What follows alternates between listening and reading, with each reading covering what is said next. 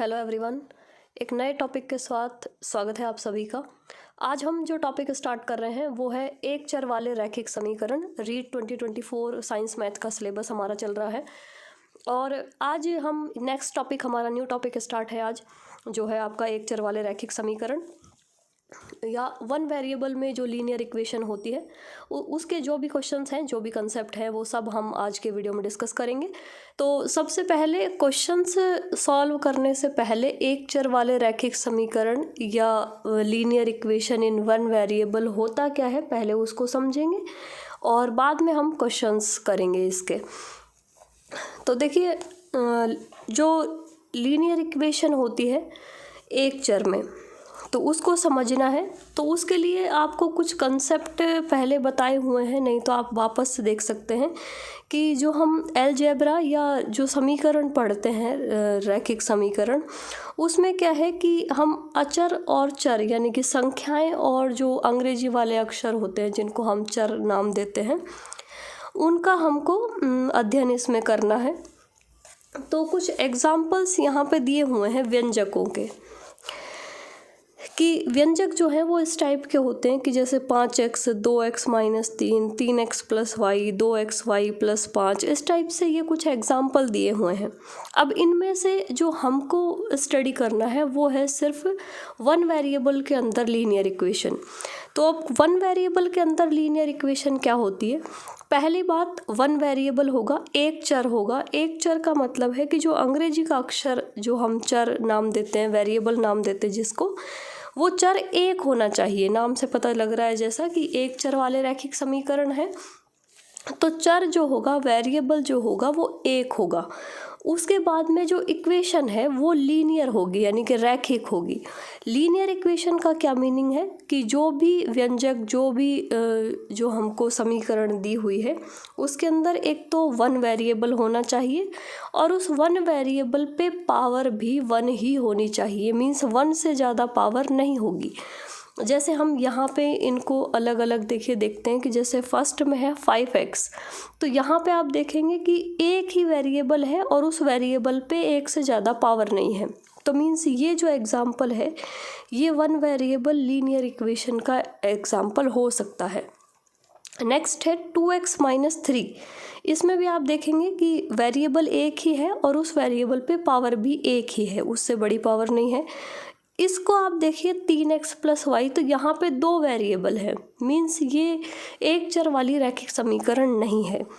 इसमें आप देखेंगे तो यहाँ भी x और y दो वेरिएबल है, तो ये भी नहीं है। इसमें x y z + x + y + z, तो यहाँ पे तीन चर है x y और z, ये भी linear equation in one variable नहीं है। नेक्स्ट है x² + 1, इसको देखिए ध्यान से। इसमें आप देखेंगे कि एक ही वेरिएबल है, तो क्या ये एक चर वाली रैखिक समीकरण हो सकती है? तो यहाँ पे हमको ध्यान रखना है कि एक चर होना चाहिए और उस चर पे पावर भी एक ही होनी चाहिए, एक से ज़्यादा पावर नहीं होगी। यहाँ पे आप देखेंगे x की 2 घात है, तो ये भी लीनियर इक्वेशन नहीं है। तो मीन्स हमको जितने भी क्वेश्चन सॉल्व करने हैं वो सारे क्वेश्चन किस टाइप के होंगे कि उनमें जो है वेरिएबल एक ही होगा और उस वेरिएबल पे पावर भी एक ही होगी। उसके अलावा कुछ भी संख्याएं लिखी हो सकती है। एक ही वेरिएबल दो जगह लिखा हो सकता है, मींस LHS में, RHS में, या फिर अंश में, हर में, इस तरह से वेरिएबल लिखा हो सकता है। जैसे ये एक इक्वेशन है 5x + 25। नेक्स्ट इक्वेशन है 2x - 3 = 9। ये पूरी इक्वेशन है, सॉल्व करके हमको x की वैल्यू निकालनी है। ये थर्ड इक्वेशन है 2y + 5/2 = 37/2। यहाँ पूरी इक्वेशन में आप देखेंगे कि सिर्फ एक वेरिएबल है y, उसके अलावा संख्याएं हैं सारी। ऐसे ही यहाँ पर भी सिर्फ एक वेरिएबल है, उसके अलावा जो भी है गुणा भाग में, right hand side, left hand side में संख्याएं हैं। तो इस टाइप की जो इक्वेशंस हैं ये लीनियर इक्वेशन होती है और इनको हमको सॉल्व करना सीखना है। बहुत ही आसान तरीका है, हमको पक्षांतरण के नियम आने चाहिए बस। अब पक्षांतरण के नियम क्या होते हैं कि जो भी संख्याएं हैं, वेरिएबल के अलावा जो संख्याएं हैं, उनको एक एक करके, जैसे लेफ्ट हैंड साइड में हमारा वेरिएबल लिखा हुआ है तो उस वेरिएबल के अलावा जो भी संख्याएं हैं उनको एक एक करके हम राइट हैंड साइड में भेजते जाते हैं, और वो भेजने के कुछ नियम हैं, वो नियम हम क्वेश्चन सॉल्व करने के साथ ही एक एक करके देख लेंगे। तो जैसे ये कुछ इक्वेशंस हैं, जैसे 5x = 25। यहाँ पे आपको इस x के साथ जो संख्या है, हम एक एक करके x के साथ में जितनी भी संख्याएं हैं उन सबको भेजते हैं। भेजने का तरीका क्या है कि अगर x के साथ, जैसे यहाँ पे सिर्फ संख्या गुणा में है, जैसे 5x है ये, तो हमको सिर्फ 5 को भेजना है। और पक्षांतरण के नियम क्या होते हैं कि जो संख्या वेरिएबल के साथ प्लस में होती है वो दूर उधर जाके माइनस में हो जाती है, जो माइनस में होती है वो राइट हैंड साइड में जाके प्लस में हो जाती है, जो मल्टीप्लाइड में है वो डिवाइड में चली जाती है, और जो डिवाइड में है वो मल्टीप्लाई में, मीन्स अपोजिट हो जाएगा संख्या, जो भी संक्रियाएं हैं, जो भी ऑपरेशंस हैं उनका। तो यहाँ जैसे ये 5x गुणा हो रहा है, तो जब हम x की वैल्यू निकालेंगे तो हमको इस 5 को हटाना होगा। तो 5 कैसे हटेगा, 5 गुणा में है तो 5 भाग देना पड़ेगा दोनों तरफ, या हम ऐसे समझ सकते हैं कि इस 5 को हम इधर भेजेंगे तो ये 25 के अपॉन में चला जाएगा, मीन्स भाग में चला जाएगा, और अब यहाँ पे हम डिवाइड कर देंगे तो x की वैल्यू आ जाएगी 5। ऐसे ही नेक्स्ट है 2x - 3 = 9। अब यहाँ पे जैसे x के साथ एक संख्या है मल्टीप्लाई में और एक संख्या है माइनस में, तो पहले किसको भेजें ये भी आप ध्यान रखें कि x के साथ में जो संख्या गुणा हो रही है उसके अलावा भी अगर कोई संख्या प्लस माइनस में है तो पहले वो जो अदर जो नंबर्स हैं, मीन्स इस पूरे नंबर के अलावा यहाँ जो इसके साथ गुणा भाग में संख्या है उसके अलावा अगर कोई संख्याएं हैं तो पहले उनको भेजते हैं, बाद में इसके साथ जो गुणा भाग में है उनको भेजते हैं।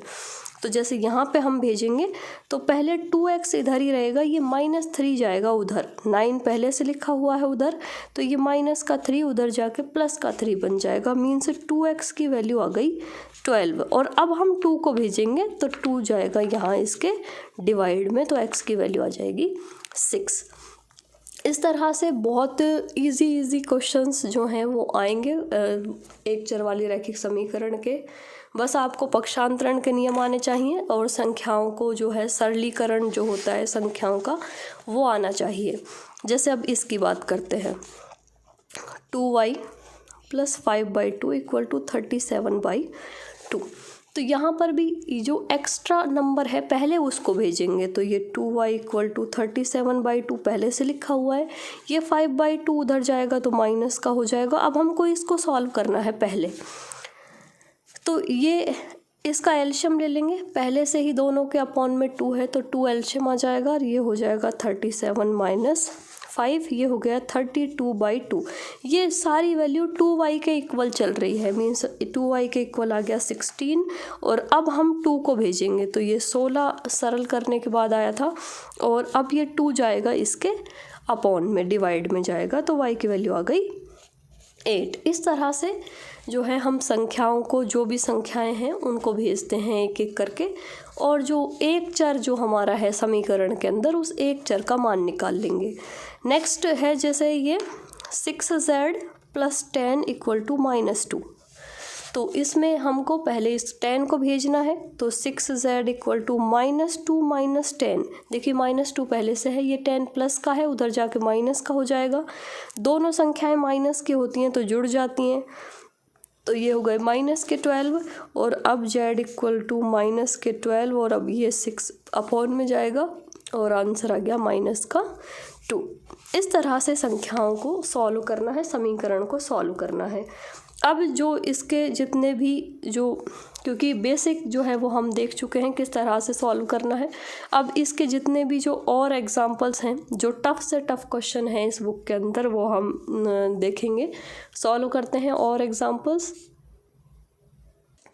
ये कुछ और एग्जांपल्स और क्वेश्चंस हैं एक्सरसाइज के, अब आप इनको डायरेक्ट देख सकते हैं। देखिए जैसे ये है 3x बराबर 2x प्लस 18।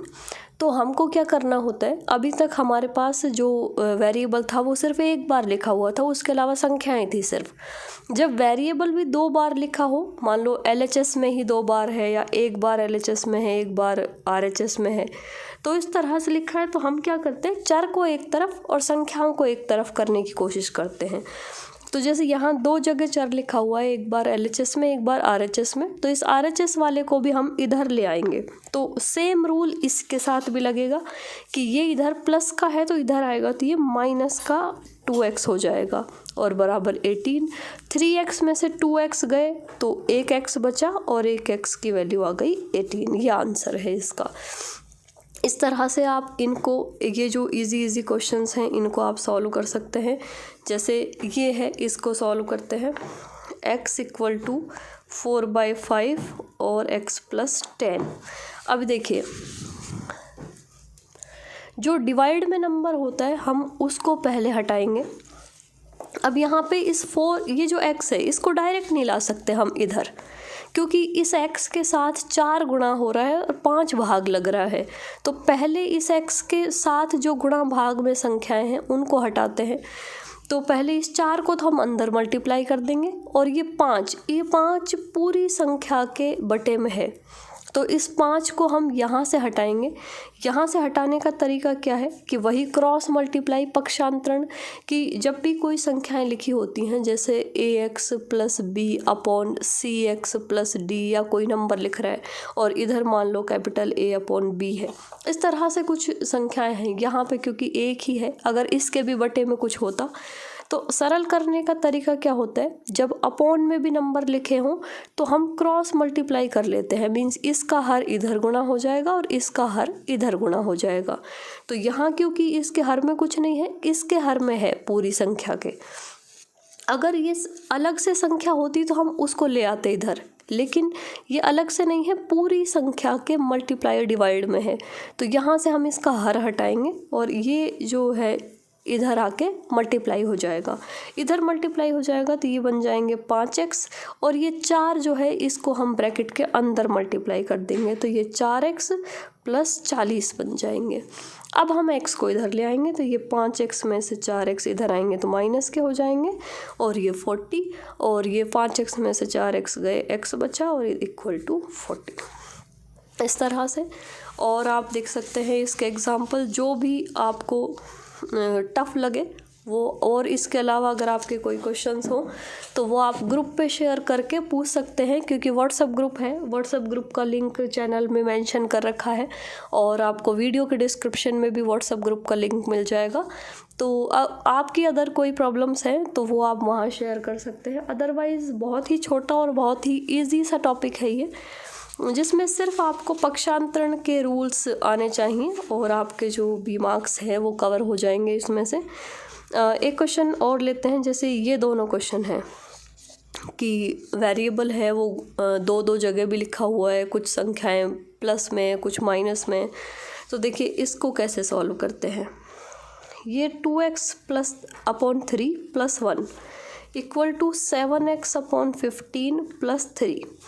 अब यहाँ पे देखिए, ना तो ये संख्या पूरे के अपॉन में है कि हम इसको इधर लाके क्रॉस मल्टीप्लाई कर लें। क्रॉस मल्टीप्लाई कब होती है, जब पूरी संख्या के अपॉन में हो, कि जो भी संख्या लिखी हुई है, जो भी वेरिएबल है, जितना भी व्यंजक है उसके पूरे के अपॉन में, यानी डिनोमिनेटर में अगर कोई नंबर है, कोई वेरिएबल है, तो वो पूरा का पूरा इधर आके तब क्रॉस मल्टीप्लाई होता है।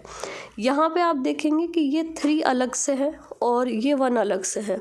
मींस इसके डिनोमिनेटर में कुछ नहीं है, इसके डिनोमिनेटर में कुछ नहीं है, तो ये डायरेक्ट क्रॉस मल्टीप्लाई नहीं हो सकता। तो क्या करेंगे, तो एक काम आप ये कर सकते हैं कि पूरे का एलशियम ले लीजिए और जो अपॉन में जो नंबर हैं उनको हटा दें हम। एक काम ये भी कर सकते हैं कि हम x, क्योंकि x वाला नंबर अलग है, इधर x वाला नंबर अलग है, और ये जो नॉर्मल संख्याएं हैं जिनके साथ x नहीं है वो अलग लिखी हुई हैं। मीन्स वो इनके साथ में यहाँ पूरे के अपॉन में नहीं है। तो ये काम भी कर सकते हैं हम कि पहले x को एक तरफ कर लें, या देखो 2 तरीके हैं, दोनों तरीके मैं आपको बताती हूँ। एक तरीका है कि आप एक साथ जो भी बटे में संख्याएं लिखी हुई हैं सबको हटा दें। तो सब कैसे हटती हैं कि हम जो भी इन संख्याओं के बटे में है, जैसे 3 है और 15 है, इनका एलसीएम ले लेंगे। क्या लेना है? एलसीएम। एलसीएम कैसे निकलता है कि हम इन दोनों को इस तरह से लिखेंगे, जिसका भाग जा सकता है उसका भाग देंगे। जैसे 3 का जा रहा है और इसमें भी 3 का जा रहा है 5 बार। अब क्योंकि इसका भाग तो कंप्लीट हो गया है, यहाँ एक नंबर बच गया 5, तो इसमें 5 का ही भाग जाएगा। जब तक 1 1 नहीं आता तब तक हम भाग देते हैं। एलसीएम निकालना आप सबको आता होगा। और अब जो यहाँ पे संख्याएं आई हैं इनको मल्टीप्लाई कर लेंगे तो ये आ गया 15 वापस से। मीन्स जो भी नंबर बटे में लिखे हुए हैं उनका एलसीएम ले लेंगे। एलसीएम आ गया 15, कुछ और भी आ सकता है। तो जो एलसीएम आया है उस एलसीएम को पूरी इक्वेशन से मल्टीप्लाई कर देंगे। क्या करना है? पहले जो जो अपॉन में है उनका एलसीएम लेंगे और एलसीएम को पूरी इक्वेशन से मल्टीप्लाई कर देंगे। जब पूरी इक्वेशन से मल्टीप्लाई करेंगे तो ये 15 यहाँ भी मल्टीप्लाई होगा, यहाँ भी होगा, यहाँ भी होगा और यहाँ भी होगा।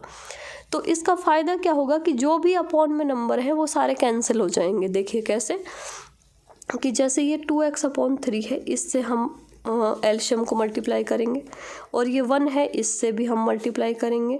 ये 7x/15 है, इससे भी मल्टीप्लाई करेंगे और ये 3 है, इससे भी करेंगे। तो जो इक्वेशन सॉल्व होगी हमारे पास, देखिए ये 3 को हम यहाँ पे भाग लगा सकते हैं, 5 बार लग जाएगा और अब ये 5 मल्टीप्लाई हो जाएगा तो ये हो गया 10x। ध्यान से समझना है। एलसीएम को पूरी इक्वेशन के अलग अलग स्टेप जितने भी लिखे हैं सबसे मल्टीप्लाई कर देंगे। तो यहाँ पे ये देखो 3 यहाँ से हट गया और ये आ गया 10x। यहाँ पे ये 15 और यहाँ पे ये 15 से 15 ही एक बार भाग लग जाएगा या कैंसिल हो जाएगा। ये बचेगा 7x और ये बचेगा प्लस में 45। ठीक। अब ये जो है वो यहाँ पे कोई भी नंबर डिनोमिनेटर में नहीं है, सारे नंबर जो है वो अभी न्यूमरेटर में या प्लस माइनस में ही है। तो अभी हम संख्या एक तरफ और वेरिएबल एक तरफ कर लेते हैं। इधर ये 45, इधर जाएगा ये 15, तो माइनस का हो जाएगा। ये 3x बचे और यहाँ पे हम इसको घटाएंगे तो ये 30 बच जाएंगे, तो x बराबर 30। अब ये क्योंकि यहाँ मल्टीप्लाई में है अब डिवाइड में जाएगा और आंसर आ जाएगा x बराबर 10। एक तरीका तो है ये, जिससे हम बटे वाली संख्या हटाएंगे और जो इक्वेशन है सॉल्व करके वेरिएबल की वैल्यू आ जाएगी। अब एक दूसरा तरीका कि हम x एक तरफ कर लें, संख्या एक तरफ कर लें। तो उस दूसरे तरीके से कैसे होगा क्वेश्चन कि जैसे ये 2x/3 लिखा हुआ है और हम उधर से 7x/15 को इधर ले आते हैं, इधर ले आए और उधर 3 पहले से लिखा हुआ है और ये जो संख्या है इसको उधर ले जाएंगे। तो अब हमने x एक तरफ कर ली और संख्या एक तरफ कर ली। अब हमको इन दोनों का भी एलसीएम लेना पड़ेगा क्योंकि यहाँ पे बटे वाली संख्या है दोनों। एलसीएम लेंगे क्योंकि 3 और 15 का एलसीएम हमने अभी लिया था तो 15 ही आएगा। अब सॉल्व करने का तरीका क्या होता है, जो डिनोमिनेटर में नंबर है उसका यहाँ भाग लगाते हैं और जो जितनी बार भाग जाता है वो हम ऊपर मल्टीप्लाई कर देते हैं। तो जैसे 3 का भाग देंगे 15 में, 5 बार जाएगा, 5 को ऊपर गुणा कर देंगे तो ये आ जाएंगे 10x। सेम इसी तरह यहाँ भी इसका जो यहाँ डिनोमिनेटर में है उसका इधर भाग लगाएंगे, एक बार जाएगा, 1 को ऊपर मल्टीप्लाई कर देंगे तो ये 7x बचे और इधर ये 3 में से 1 गया, 2 बचा। अब ये जो डिनोमिनेटर अब जो बटे में संख्या है वो पूरे के बटे में है, तो अब इसको हम क्रॉस मल्टीप्लाई कर सकते हैं। तो यहाँ बचेंगे 3x और ये 10x में 7x गए, 3x बचे। ये 15 इधर जाके इसके साथ गुणा हो जाएगा क्योंकि ये बटे में है, उधर जाएगा तो गुणा हो जाएगा। भाग वाली चीज़ गुणा में जाती है तो ये हो जाएंगे 30 और x इक्वल टू, अब ये गुणा में है, ये इधर आएगा तो भाग में और ये 10 आ गई वैल्यू। तो कैसे भी कर सकते हैं, जैसे आपको इजी लगे उस तरह से कर सकते हैं। हमारा जो मोटिव क्या है कि एक एक करके संख्याओं को सॉल्व करना है, राइट हैंड साइड में ले जाना है और ओवरऑल हमको जो वेरिएबल है उसकी वैल्यू निकाल के लेके आनी है।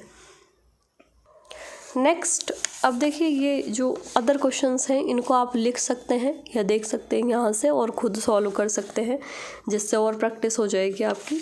और नेक्स्ट है ये इस टाइप की वापस ये उसी टाइप की सी इक्वेशन है 6x + 1 और इक्वल टू x - 3/6।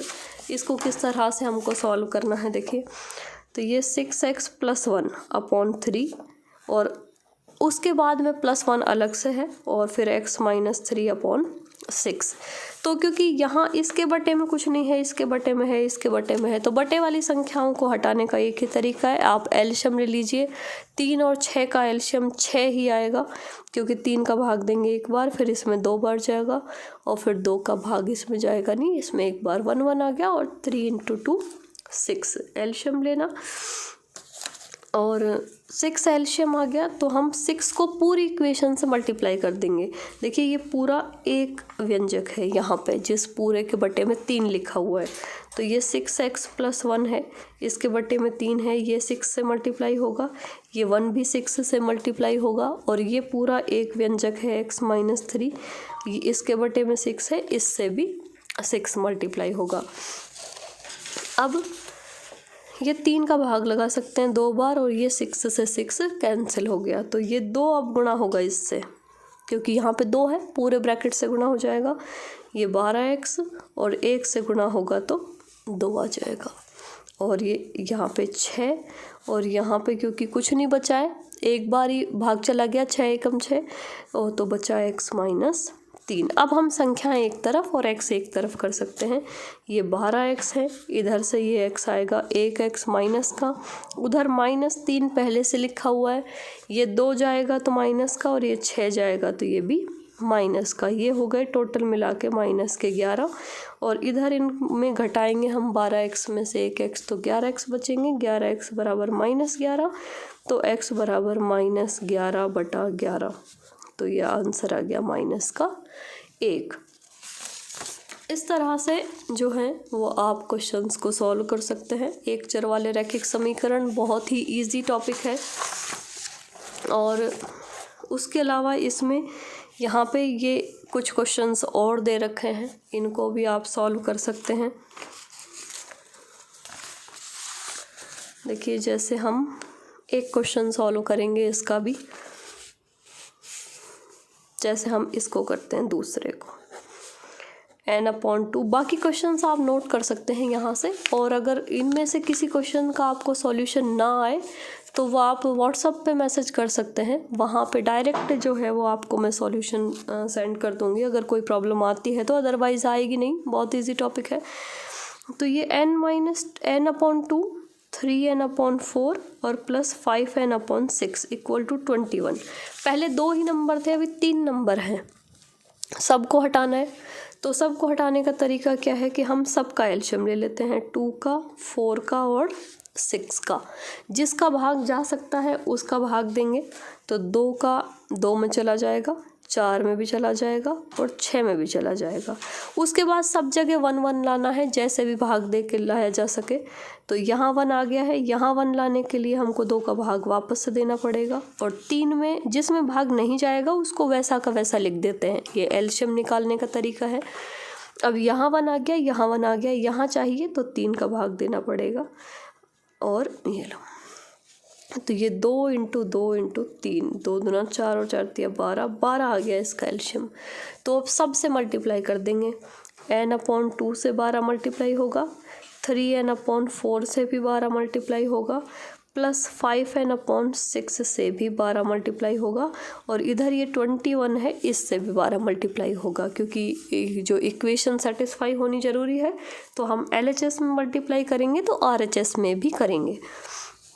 यहाँ पे अब देखिए ये कैंसिल हो जाएगा 6 टाइम, ये कैंसिल हो जाएगा 3 टाइम और ये कैंसिल हो जाएगा 2 टाइम।